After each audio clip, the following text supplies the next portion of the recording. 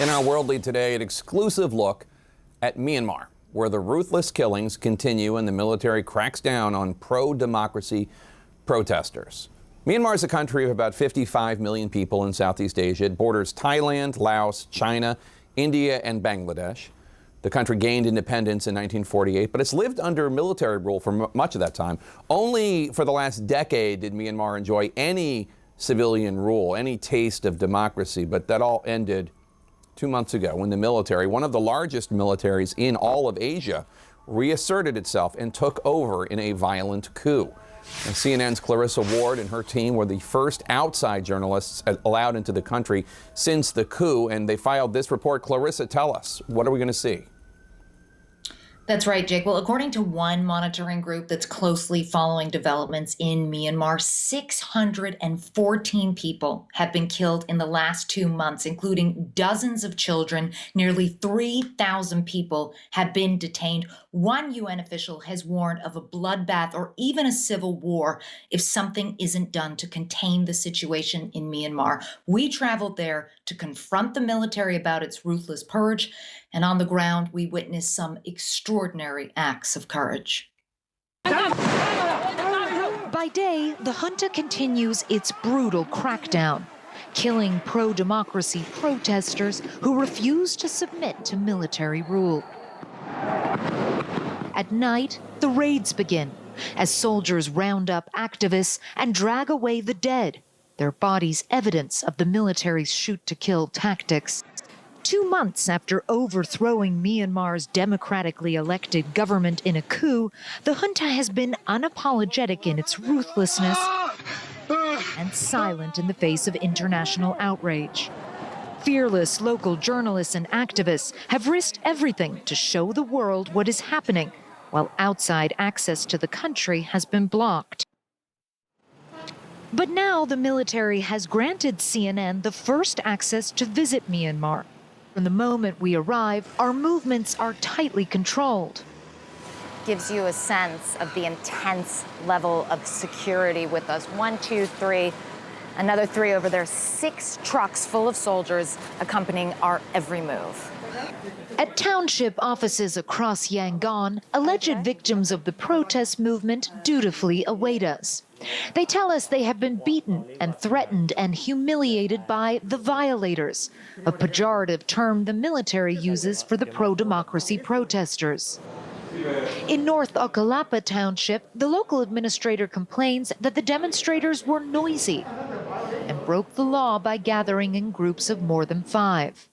Are you seriously comparing these infractions to more than 500 people being killed, among them children? Are you saying that these are equal? Our minders are perturbed by the question, and it goes unanswered. They take us to a shopping center, one of 2 attacked by arsonists overnight. Like many businesses in Myanmar, they are partially owned by the military. The strong implication from our minders is that the protesters are to blame. It's a similar story at several burned-out factories. This is the 3rd factory that the military wanted to show us. They say it's clear proof that the protesters are violent, that they have been setting fire to businesses like this. But the protesters say they had nothing to do with it at all. And the factory owners who we've spoken to say they simply don't know who's responsible. Sandra's Chinese-owned garment factory was completely destroyed. She asked we not show her face. Do you have any sense of what you will do now? Waiting for the government give me some helping. Yeah. Who is the government right now in Myanmar? Sorry, is that a hard question? Yeah. I don't know. Every moment of our visit is carefully choreographed. When protesters begin posting about our movements on social media, the military cuts off Wi-Fi across the country. Still, from the window of our convoy, we catch glimpses of reality. Some people from the balcony just flashed 3 fingers at me. That's the Hunger Games salute, which has become emblematic of this uprising. I'm speaking very quietly because I don't want our minders to know what they just did, because honestly, it could be a very dangerous situation for them. We pass a small protest rejecting Myanmar's return to more than half a century of repressive military rule. Their banner calls for a spring revolution. Our minders won't let us stop. Finally, after days of pushing, we are allowed to visit a public space, an open market. We avoid approaching anyone, mindful of the fact that we are surrounded by security forces. But within minutes, one brave man flashes the three-finger salute. I saw that you made a sign. Yes. Tell me what you mean by making that sign. No, we don't. You just stand back. Okay? Justice. We want justice. You want justice? Justice, yes. Moments later, another man approaches. Not scared. Not scared. Not weapon. We don't have enough weapon. Not scared. But every day, fighting. Every day. Just like that. Just like that. They're banging. As word of our presence spreads, we hear an unmistakable sound. Banging pots and pans is a tradition to get rid of evil spirits. But it has become the signature sound of resistance. We do want democracy. This young teacher says she ran to talk to us when she heard the noise. You want democracy? We want democracy. We don't want military coup. You know we're surrounded by military, like this guy. I'm not afraid at all. If we are afraid, we people around here will not hit the band and the pen. Like many young people, she sees her future being ripped away. We don't want to go back to the dark age. We lost our voice, and we had democracy only for 10 years because we don't have weapons, we don't have guns, just only we have voice. But even words can be punished here. Democracy! Not wanting the situation to escalate, we decide to leave the market as people honk their horns in support of the protest movement. The junta has grossly underestimated the determination of its people and the growing hatred for the military. In the capital, Naypyidaw, we finally have the opportunity to confront Myanmar's senior military leadership.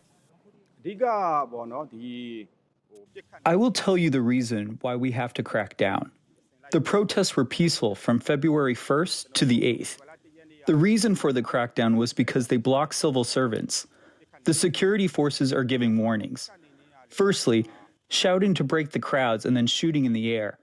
And the crowds are throwing stones and using slingshots. Are you seriously comparing stones and slingshots to assault rifles? The military is using weapons against its own people that really only belong on the battlefield. The main thing is, they are not only using stones and slingshots. We have evidence they use gasoline and Molotov cocktails. You have to add those too. For the security forces, they use crackdown weapons for riots. There will be deaths when they are cracking down the riots, but we are not shooting without discipline, with the rifles we use for the front lines. So this is CCTV footage of 17-year-old Kwame La going past a police convoy. You can see the police shoot him on the spot. His autopsy later said that he suffered brain injury as a result of a cycling accident, which I think we can all see that's not a cycling accident. How do you explain this? If that kind of thing has occurred, we will have investigations for it. We will investigate it if it's true or not. There may be some videos which look suspicious, but for our forces, we don't have any intention to shoot at innocent people. So 14-year-old Tun Tun Ong, who was killed by your forces, what do you say to his mother? You say that he was a violent protester? Or what would you say to the father of 13-year-old Tun Mat Win, also shot dead by your forces? We have heard about the deaths of the children too. There is no reason we will shoot children. This is only the terrorists that are trying to make us look bad. But the lies are paper thin.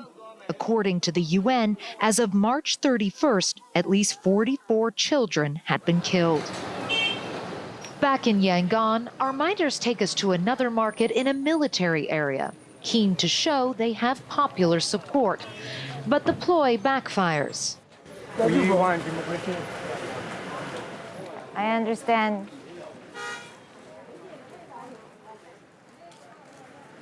Man just told me we want democracy as he walked past, but he was too scared to stop and talk. Others are more bold. Please save our country. Save your country. These people are not activists. They are ordinary citizens, and they live in fear of the military. You have goosebumps. You're like shivering. They are not human. Yeah. They're not human. They are desperate for the outside world to know their pain. One girl approaches us shaking.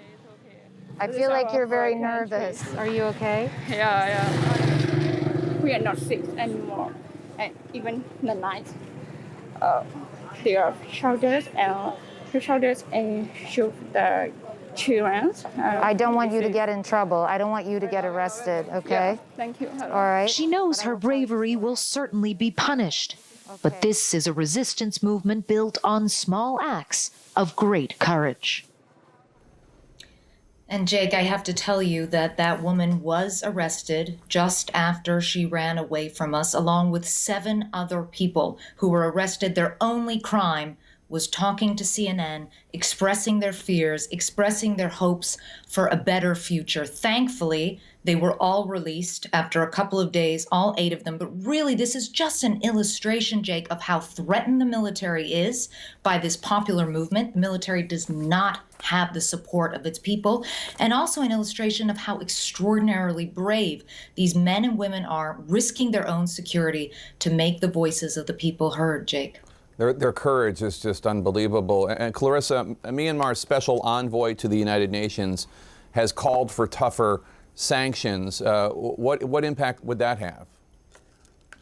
Well, there are already sanctions levied against the junta by the US, the UK, and the European Union. But the reality is sanctions don't give the kind of leverage that is really needed now to have a meaningful impact. And so far, we just haven't seen that meaningful, united response from the international community, singing from the same song sheet, demanding an end to this military rule. And that's exactly why you saw those people take those risks and come and talk to us, even though we were standing there saying, listen, we are surrounded by security, be careful.